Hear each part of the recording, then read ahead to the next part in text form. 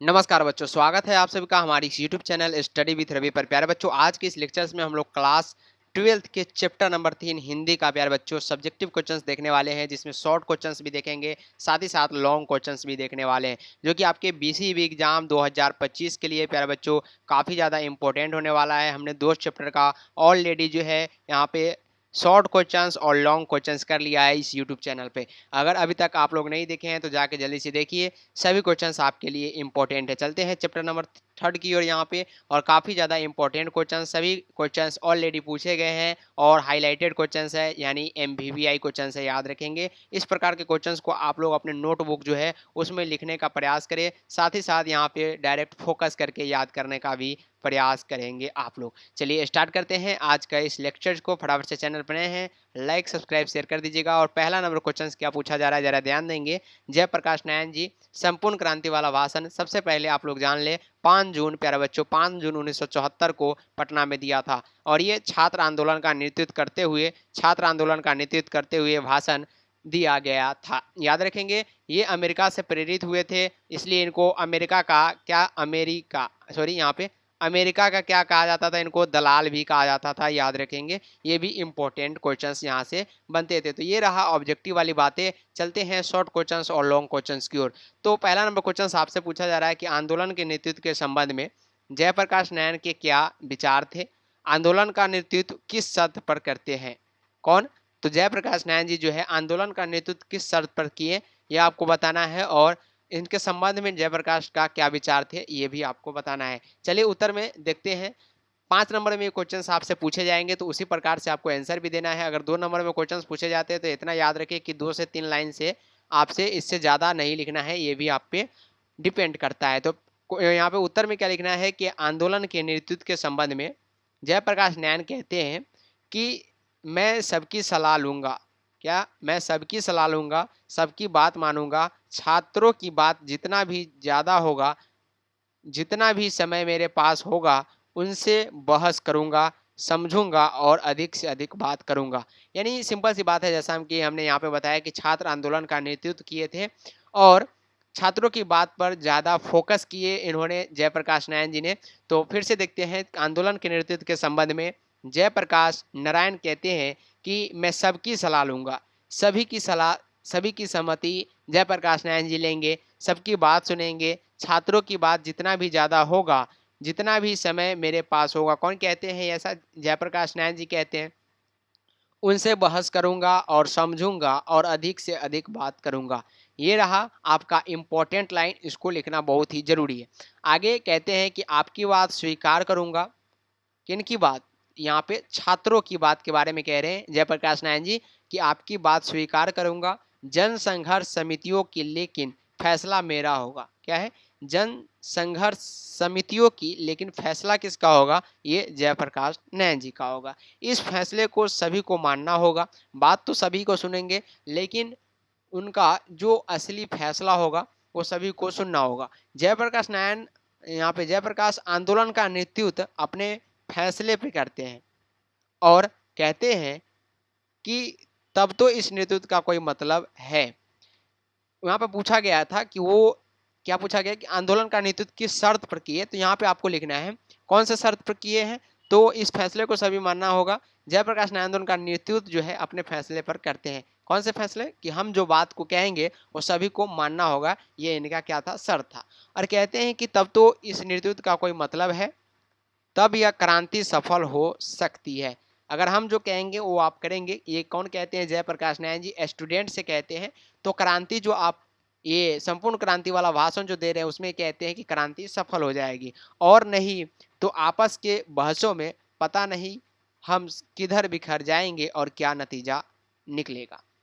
तो ये प्रश्नवाचक चिन्ह के साथ इस क्वेश्चन का आंसर ये खत्म होता है। काफ़ी इंपॉर्टेंट क्वेश्चन है, एमबीबीआई क्वेश्चन है, ऑलरेडी पूछे गए आपके बीसीबी एग्जाम 2025 के लिए, तो काफ़ी ज़्यादा इंपॉर्टेंट है, इसे ज़रूर याद कर ले और 100% फोकस रखें कि सभी के सभी क्वेश्चन बिल्कुल आपके माइंड में सेट रहे और ज़्यादा रटने की ज़रूरत ना पड़े। तो प्रश्न नंबर 2 की ओर बढ़ते हैं। जरा देखेंगे कि प्रश्न नंबर 2 आखिर क्या आपसे पूछा जा रहा है, ध्यान देंगे।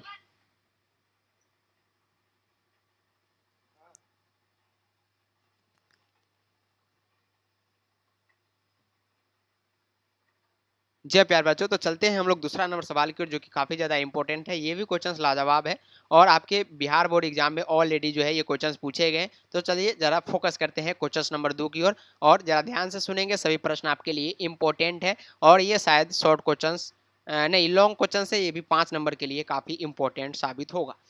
तो यहाँ पे दूसरा नंबर सवाल क्या पूछा जा रहा है कि जयप्रकाश नारायण के छात्र जीवन और अमेरिका प्रवास, ये अमेरिका भी गए थे, जैसा कि हमने बताया कि अमेरिका का दलाल भी इनको कुछ लोग कहने लगे। छात्र जीवन और अमेरिका प्रवास का परिचय दे। इस अवधि के कौन इस अवधि की कौन कौन सी बातें आपको प्रभावित करती है, ये भी आपको यहाँ पे बताना है। तो 5 नंबर यूं ही आपको नहीं दिए जाएंगे, कुछ आपको यहाँ पे इम्पोर्टेंट जो पॉइंट है वो भी आपको लिखना होगा प्यारे बच्चों, तभी 5 नंबर आपको मिलते हैं, ये भी याद रखिएगा।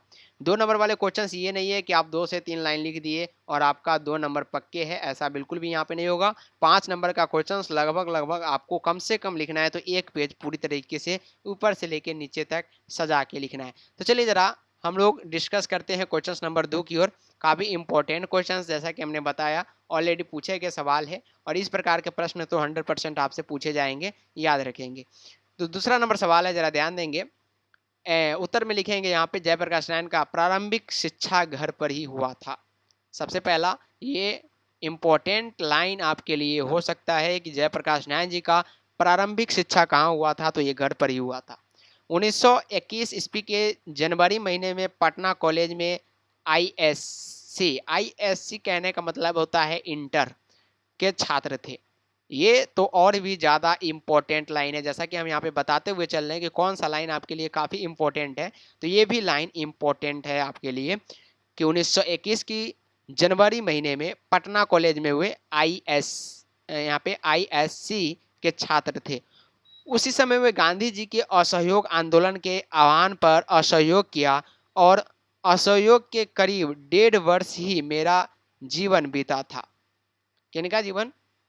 जयप्रकाश नारायण जी का जीवन जो है, इन्होंने यहाँ पे गांधी जी के द्वारा जो असहयोग आंदोलन यहाँ पे आंदोलन चलाया गया, उसमें इन्होंने यहाँ पे सहयोग किया, और करीब 1.5 वर्ष तक मेरा जीवन बीता था। कौन में? असहयोग आंदोलन में। किनका? जयप्रकाश नारायण जी का। कि मैं फूलदेव सहाय वर्मा के पास भेज दिया गया कि प्रयोगशाला में कुछ करो, सीखो। प्रयोगशाला में कुछ अनेकों प्रकार की रिएक्शन करने के लिए जयप्रकाश नारायण जी को फूलदेव सहाय वर्मा थे, उनके पास भेजा गया कि आप जाइए प्रयोगशाला में कुछ करो और कुछ सीखो। किनको? जयप्रकाश नारायण जी को। मैंने हिंदू विश्वविद्यालय में दाखिला इसलिए नहीं लिया क्योंकि विश्वविद्यालय को सरकारी मदद मिलती थी। सरकारी मदद मिलता था, इन्होंने इसलिए ये विश्वविद्यालय में दाखिला नहीं लिया। बिहार विद्यापीठ से परीक्षा पास की। बचपन में स्वामी सत्यदेव की भाषण से प्रभावित होकर अमेरिका गया। किनके भाषण से? तो स्वामी सत्यदेव की। ये इम्पोर्टेंट है, याद रखेंगे। ऑब्जेक्टिव में पूछा जाएगा कि जयप्रकाश नारायण जी ने किनका भाषण सुनकर प्रभावित हुआ था, तो स्वामी सत्यदेव की भाषण से प्रभावित होकर कहाँ गए थे? अमेरिका गए थे। ऐसे में कोई धनी घर का नहीं था, परंतु मैंने सुना था कि कोई भी अमेरिका में मजदूरी करके पढ़ सकता है। ऐसा कौन कह रहे हैं? तो ऐसा जयप्रकाश नारायण जी कह रहे हैं कि ऐसा तो मैंने नहीं सुना था, लेकिन अमेरिका में मजदूरी करके कोई भी पढ़ सकता है। मेरी यहाँ पे मेरी इच्छा भी थी कि आगे पढ़ना। मुझे अमेरिका के बागानों में मैंने काम किया। किन्होंने किया? तो जयप्रकाश नारायण जी ने अमेरिका के बागानों में भी काम किया, कारखानाओं में काम किया, लौ के कारखाना में, जहाँ जानवर मारे जाते हैं उन कारखानाओं में काम किया। जब वे यूनिवर्सिटी में पढ़ते ही थे तब वे छुट्टियों पर काम कर इतना कमा लेते थे कि 2-4 विद्यार्थी सस्ते में खा पी लेते थे। एक कोठरी में कई आदमी मिलकर रहते थे। कौन? जयप्रकाश नारायण जी। रविवार की छुट्टी नहीं, बल्कि 1 घंटा रेस्तरां में, होटल में बर्तन धोया या वेटर का काम किया। किन्होंने किया? तो जयप्रकाश नारायण जी ने किया। कहाँ पे? अमेरिका में। इसलिए कुछ लोगों के द्वारा इनको अमेरिका का दलाल भी कहा जाने लगा। आगे कहते हैं जयप्रकाश नारायण जी की बराबर 2-3 वर्ष तक 2-3 लड़के एक ही रजाई में सोकर पढ़े थे। जब बीए पास कर गए तो स्कॉलरशिप मिल गई। 3 महीने बाद असिस्टेंट हो गए। डिपार्टमेंट के ट्यूटोरियल क्लास लेने लगे। अमेरिका प्रवास में जयप्रकाश नारायण के कैलिफोर्निया, बर्कले, विलिकंसन, मेंडियसन आदि कई विश्वविद्यालयों में अध्ययन किया। इस तरह अमेरिका में इनका प्रवास रहा। तो काफ़ी लंबा क्वेश्चन है, देख सकते हैं किस प्रकार से इस क्वेश्चन को लिखा गया है। काफ़ी अच्छे तरीके से इस क्वेश्चन को बनाया भी गया ताकि आपको डायरेक्ट माइंड में सेट होते चले। इस पीडीएफ लेने के लिए जो डिस्क्रिप्शन में आपका लिंक दिया गया है पीडीएफ को लेने के लिए, लिंक डिस्क्रिप्शन में है, डाउनलोड कर सकते हैं वहाँ से आप लोग टेलीग्राम चैनल से। चलिए तीसरा नंबर सवाल क्या है देखते हैं। जयप्रकाश नारायण की कम्युनिस्ट पार्टी में क्यों नहीं शामिल हुए? जयप्रकाश नारायण जी कम्युनिस्ट पार्टी जो चल रही थी उसमें क्यों नहीं शामिल हुए? तो रीजन क्या है कि जयप्रकाश ने लेनिन से सीखा था। 1924 में जो है लेनिन की मृत्यु हुई, उसी समय ये मार्क्सवादी भी बने थे। उसी समय क्या बने थे? मार्क्सवादी जो है उसी समय कौन बने थे यहाँ पे? जयप्रकाश नारायण जी। तो जयप्रकाश ने लेनिन से सीखा था कि जो गुलाम देश है वहाँ के जो कम्युनिस्ट है उनको हरगिज वहाँ की आज़ादी की लड़ाई से अपने को अलग नहीं रखना चाहिए, क्योंकि लड़ाई का नेतृत्व यहाँ पे बुर्जुओ वर्ग के साथ में होता है। बुर्जुओ मतलब बुढ़ापे वर्ग के साथ में होता है, पूंजीपतियों के हाथ में होता है। अतः कम्युनिस्टों को अलग नहीं रहना चाहिए, अपने को आइसोलेट नहीं रहना चाहिए। जयप्रकाश देश की आज़ादी के खातिर यहाँ पे कांग्रेस में शामिल हुए, क्योंकि कांग्रेस देश का नेतृत्व नहीं था, नहीं यहाँ पे नेतृत्व कर नहीं था, यहाँ पे क्या होगा? नेतृत्व नहीं कर रहा था यहाँ पे होगा। तो ये था तीसरा नंबर सवाल, जो कि आपके 2 नंबर में भी पूछा जा सकता है, यानी ये शॉर्ट क्वेश्चन है। हमने कुछ ज़्यादा लाइनें यहाँ पे लिख के लाई है, याद रखेंगे। यहाँ पे कम से कम तो 2 से 3 लाइन में मात्र उत्तर आपको देना है 2 नंबर वाले क्वेश्चन का। 4 नंबर क्वेश्चन जरा ध्यान देंगे, क्या है कि पाठ के आधार पर प्रसंग स्पष्ट करें कि अगर कोई डेमोक्रेसी का दुश्मन है तो वो लोग दुश्मन है जो जनता के शांतिमय कार्यक्रम में बाधा डालते हैं, उनकी गिरफ्तारी करते हैं, उन पर लाठी चलाते हैं, गोलियां चलाते हैं।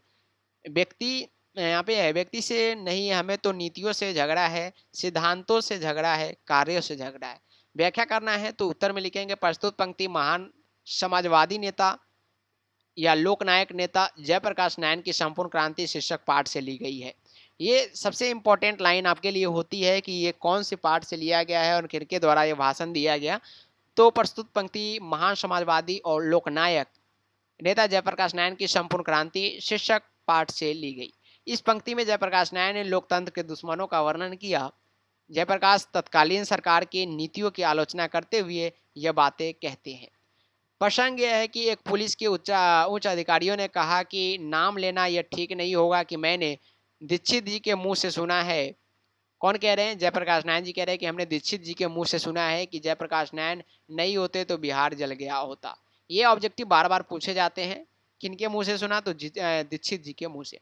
तब जयप्रकाश नारायण यह सोचते हैं कि यह सारा जयप्रकाश के लिए क्यों होता है, उसके नेतृत्व में यह प्रदर्शन या सभा होने वाली है, क्यों लोगों को रोकते हैं? आप जनता से घबराते हैं, आप जनता के आप प्रतिनिधि हैं, किसकी तरफ से शासन करने बैठे हैं आप? ये सभी प्रकार की जो है इनके पास प्रश्न आती है। आपकी हिम्मत की कि पटना आने से लोगों को रोक ले आप, ये भी प्रश्न आपसे जयप्रकाश नारायण जी से पूछे जाते हैं। यहाँ लोकतंत्र है, लोकतंत्र में किसी भी व्यक्ति को संपूर्ण सभा करने का अधिकार है। यदि सरकार यह सब करने से रोकती है, कौन कह रहे हैं? जयप्रकाश नारायण जी कह रहे हैं कि यह सब करने से अगर सरकार रोकती है तो सरकार के निकम्मेपन और नीचता का प्रतीक है। प्रस्तुत वाक्य जयप्रकाश नारायण के भाषण संपूर्ण क्रांति से लिया गया, जो ख में दिया गया उसके बारे में यहाँ पे लिखना है। आंदोलन के समय जयप्रकाश नारायण कुछ ऐसे मित्र थे जो चाहते थे कि जेपी और इंदिरा जी के मेल मिलाप हो जाए। इसी प्रसंग में जेपी ने कहा कि उनका किसी व्यक्ति से झगड़ा नहीं है, चाहे वो इंदिरा जी हो या इंदिरा जी मतलब इंदिरा गांधी हो या कोई और। तो नीतियों से झगड़ा है, सिद्धांतों से झगड़ा है, कार्यों से झगड़ा है। जो कार्य गलत होंगे, जो नीति गलत होंगे, जो सिद्धांत गलत होंगे, चाहे वो कोई भी करे, वो विरोध करेंगे। कौन करेंगे? जयप्रकाश नारायण जी करेंगे। देख सकते हैं ये इस प्रकार के प्रश्न जो जब भी बनते हैं तो आप मान के चलिए कि आपका इस चैप्टर के बारे में पूरे के पूरे जानकारी होना चाहिए, तभी इसके बारे में आप व्याख्या कर सकते हैं। तो उम्मीद है कि फटाफट से आप लोग लाइक सब्सक्राइब शेयर भी कर रहे होंगे। काफ़ी इंपॉर्टेंट क्वेश्चंस आपके सामने हैं। लास्ट क्वेश्चंस रहेगा आज के इस लेक्चर्स के लिए। बापू और नेहरू की किस विशेषता का उल्लेख जेपी ने अपने भाषण में किया? उत्तर में लिखेंगे जेपी ने अपने भाषण में बापू और नेहरू जी की विशेषताओं का उल्लेख किया है। जयप्रकाश कहते हैं कि जब हम नौजवान थे तब उस जमाने में यह जरूरत होती थी कि हम लोग को बापू के सामने हम कहते थे हम नहीं मानते हैं बापू यह बात, और बापू में इतनी, बापू मतलब महात्मा गांधी के बारे में कहा जा रहा है कि बापू में इतनी महानता थी, वे बुरा नहीं मानते थे, फिर भी बुलाकर हमें प्रेम से समझाना चाहते थे, क्योंकि वो अहिंसा के क्या थे, पुजारी थे। समझते थे, जेपी कहते हैं कि जवाहरलाल मुझे मानते बहुत थे, मैं उनका बड़ा आदर और प्रेम करता था, परंतु उनकी कटु आलोचना भी करता था, लेकिन बड़प्पन था कि वे बुरे नहीं माने थे। कौन कह रहे हैं? जयप्रकाश नारायण जी कह रहे हैं अक्सर वे हमारी आलोचना का बुरा नहीं माना। किन्होंने? तो ये कह रहे हैं जवाहरलाल नेहरू के बारे में। उनके साथ जो मतभेद था परराष्ट्र की नीतियों को लेकर था। समझ गए? लास्ट भी क्वेश्चंस देख लेते हैं। 6 नंबर है, भ्रष्टाचार की जड़ क्या है? क्या आप जेपी से सहमत है? इसे दूर करने के लिए क्या सुझाव देंगे? ये क्वेश्चन तो लाजवाब है। भ्रष्टाचार की जड़, भ्रष्टाचार आज के ज़माने में काफ़ी बढ़ गई है, तो इस पर एक लेख लिखने के लिए भी आपसे आ सकता है कि भ्रष्टाचार पर लेख लिखिए। ये भी 5 नंबर के लिए आपके लिए इम्पोर्टेंट हो सकता है। चलिए देख ही लेते हैं, क्योंकि आपके लिए ये काफ़ी इम्पोर्टेंट है। हमारे नज़र में भ्रष्टाचार की जड़ जो है सरकार की गलत नीतियाँ है। सबसे अच्छी बात इन्होंने इस लाइन में कही है कि हमारे नज़र में भ्रष्टाचार की जड़ क्या है? सरकार की नीतियाँ है, गलत नीतियाँ है। इन गलत नीतियों के कारण भूख है, महंगाई है, भ्रष्टाचार है, कोई काम जनता का नहीं निकलता बगैर रिश्वत दिए। सबसे अच्छी बात ये लाइन इन्होंने जयप्रकाश यहाँ पे नारायण जी ने कहते हैं संपूर्ण क्रांति वाले भाषण में। सरकार यहाँ पे सरकारी दफ्तरों में, बैंकों में, हर जगह टिकट लेना है, उसमें जहाँ भी हो रिश्वत के बगैर काम नहीं होता। हर प्रकार के अन्याय के नीचे जनता दब रही है, शिक्षण संस्था भ्रष्टाचार हो रही है, हमारे नौजवान का भविष्य अंधेरे में पड़ रहा है और जीवन उनका नष्ट हो रहा है। इस चारों ओर भ्रष्टाचार प्राप्त है। इसे दूर करने के लिए समाजवादी तरीके से सरकार ऐसे नीतियाँ बनाए जो लोक कल्याणकारी हो। तो प्यारे बच्चों, ये 6 क्वेश्चन थे चैप्टर से। उम्मीद है कि सभी क्वेश्चंस एमबीबीआई है और सभी क्वेश्चन 2025 के लिए काफ़ी रामबाण साबित होने वाला है। तो फटाफट से जाते जाते एमबीबीआई इस लेक्चर्स को शेयर कर देंगे उन सभी छात्र छात्राओं के पास जो कि 2025 में एग्जाम देने वाला है। लाइक भी कर दे और चैनल को सब्सक्राइब कर ले। अन्य चैप्टर से जो भी सब्जेक्टिव क्वेश्चंस बन सकते हैं जल्दी प्रोवाइड आपको किए जाएंगे। तो मिलते हैं फिर से अगले क्लास में। Bye bye and take care. Jai Hind and जय भारत।